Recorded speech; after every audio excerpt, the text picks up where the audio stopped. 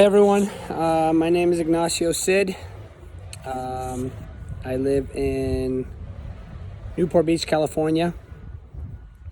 My nickname or common nickname for Ignacio is Nacho, so I go by Nacho most of the time. One thing you wouldn't know about me by looking at me, but I was actually born in South America. I was born in Argentina. I moved to California when I was 8 years old. I've been living here ever since in Orange County. I really love it here, but I am an immigrant from another country.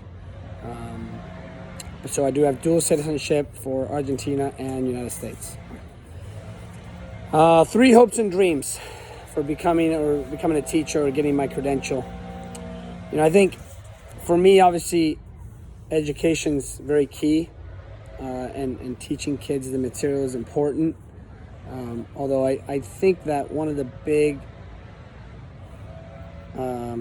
motivations for me to get into teaching is that I want to give more values and ethics and everything to young future citizens, operating citizens, and I want to create adolescents that can grow up to be great operating citizens. And I think in order to do that, we need to have a certain amount of values and ethics and morals that I think sometimes we're missing in education. So I'm hoping to kind of bring that back, things like trust and honesty and responsibility and accountability and things like that. So I think that's kind of one of my hopes, is that I become that kind of teacher. Another dream of mine is to really be tight in with the community. Like I said, I live in a community that's fairly small. Newport Beach is a fairly small community. It's a really tight community. I live walking distance from the high school that I hope to teach at. So, obviously one of my hopes is to be able to ride my bicycle to work, my beach cruiser to work, and that kind of goes hand in hand with the fact that I want to be tight in with the community and give something back to this community and create a community that people are proud of being a part of. So I'm hoping that I do a good enough job to kind of instill that and spread that kind of feeling. My last kind of dream would be, I know that we all have teachers. I have a teacher from 5th grade. I remember my 5th grade teacher very, very vividly.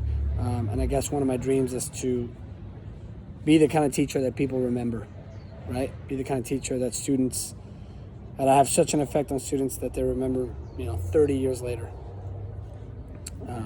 So that's, I would say, is my 3 hopes and dreams. Fears are obviously pretty easy. There's a lot of them. I'm a pessimistic type of person, so I usually have a lot of fears or things that I'm worried about. Obviously, the first one's easy, just being a good teacher, right? Just having the knowledge, having the understanding, keeping up with my education, keeping up with the technology. This day and age when we're doing a lot of Zoom and online and things like that, keeping up with the software, keeping up, just being a good teacher and being educated on it. That's definitely a fear of mine. And I think it takes a lot of work to keep up with the times and keep up with the methods, and I want to be able to do that. The second one, obviously, just finding a job. Right?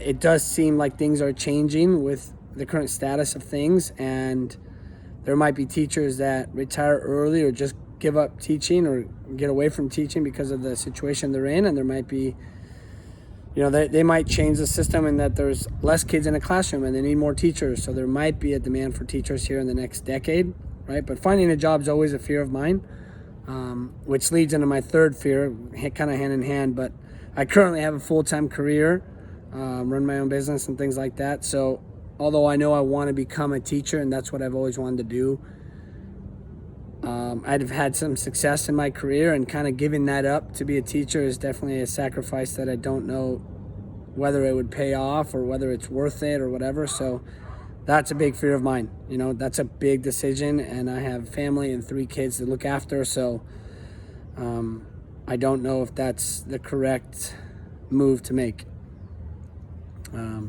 But I'm really looking forward to the course. I'm really looking forward to learning more about myself as a teacher, and I really like to be in the classroom observing or just being a part of the classroom, just because I feel like I learned so much about myself and what kind of teacher and, where do I want this path to take me. Okay. I thank you for taking the time to watch this. I look forward to your responses, and I'll be reading them. Thank you. Hope everyone's enjoying their day. Bye-bye.